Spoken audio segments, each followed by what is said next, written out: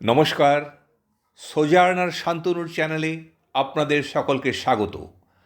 আজ ভারত জিজ্ঞাসার নতুন পর্ব নিয়ে এসেছি কর্ণাটকের বেলুর। আজকের যাত্রা আমাদের নিয়ে এসেছে কর্ণাটকের সেই মন্দির নগরীতে, যেখানে পাথর দিয়ে লেখা আছে ভারতের শিল্প, আধ্যাত্মিকতা আর বিস্ময়ের ইতিহাস। বেলুর হৈসালা সাম্রাজ্যের অপরাজেয় রত্ন। আজকের কেন্দ্র চেন্নাকেশব মন্দির, 1000 বছরেরও বেশি পুরনো, অথচ এখনও দাঁড়িয়ে আছে এমন সৌন্দর্য নিয়ে যা যে কেউকে মুহূর্তে থমকে যেতে বাধ্য করবে। প্রাঙ্গণে পা রাখা মাত্রই চোখে পড়বে দেওয়াল জুড়ে অসংখ্য খোদাই, দেবদেবী, যোদ্ধা, নর্তকী, হাতি, সিংহ, এক একটা ভাস্কর্য যেন কথা বলে। কিন্তু এই জায়গার আসল বিস্ময় আপনি তখনই বুঝবেন যখন একটু ধীরে ধীরে এগোবেন। হৈসালা স্থাপত্যের গোপন জাদু কি? মন্দিরটি সাধারণ চারকোনা নয়, এর গোড়া তারকা বা বহুকোণা আকৃতির, যার কারণে সূর্যের আলো ভিন্ন ভিন্ন কোণে পড়ে প্রতিটি খোদাইকে জীবন্ত করে তোলে। এই স্থাপত্য পৃথিবীর অন্য কোথাও নেই।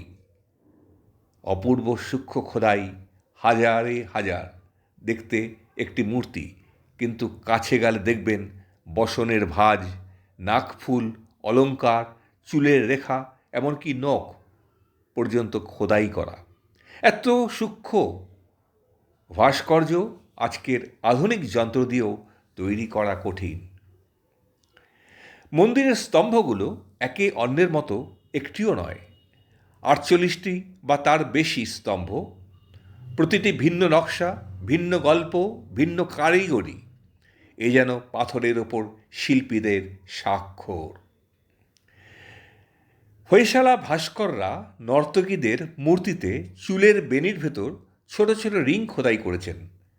বিশ্বাসই হবে না এগুলো পাথর, কিন্তু দেখলে মনে হবে আসল অলঙ্কার।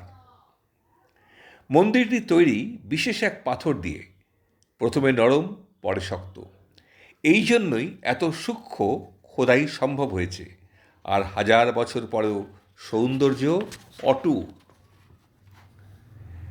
মন্দিরের কেন্দ্রে রয়েছেন ভগবান চেন্নাকেশব, বিষ্ণুর এক মনোমুগ্ধকর রূপ।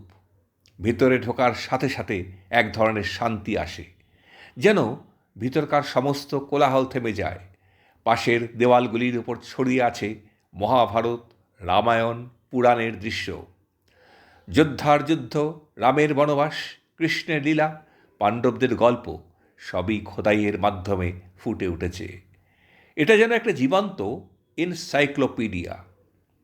এরপর যখন মন্দিরের বাইরের পরিক্রমা করেন, তখন দেখবেন নর্তকীদের সেই বিখ্যাত ভঙ্গিমা, যে আজও ভারতীয় শাস্ত্রীয় নৃত্যের শিক্ষার্থীরা দেখে শিখে। বেলুর শুধু মন্দির নয়, এক জীবন্ত শিল্প জাদুঘর। এই মন্দিরে এমন কোনো দিক নেই যেখানে শিল্প নেই। এখানে স্থাপত্য মানে শুধু কাঠামো নয়, এটা হলো গল্প, সংস্কৃতি, আধ্যাত্মিকতা আর মানুষের অসাধারণ সৃষ্টিশক্তির প্রকাশ। দুপুরের আলোয় খোদাইগুলো চকচকে রূপ নেয়, আর সন্ধ্যায় আলোয় মনে হয় দেবদেবীরাই নীরবে আপনাকে আশীর্বাদ করছেন। এই ছিল আজকের ভারত তীর্থ জিজ্ঞাসা বেলুর পর্ব। হৈসালা ভাস্করদের হাতের কারুকার্য আপনাকে শিখিয়ে দেয় পাথরও অনুভূতি বহন করতে পারে। আপনি যখন কখনো বেলুড়ে যাবেন, নিজের চোখে দেখবেন এটা শুধু এক মন্দির নয়, এটা ভারতের হৃদয়ের স্পন্দন। আজ এই পর্যন্ত। যদি আপনাদের এই প্রতিবেদনটি ভালো লাগে তবে অবশ্যই কমেন্ট করে জানাবেন, সাবস্ক্রাইব করবেন।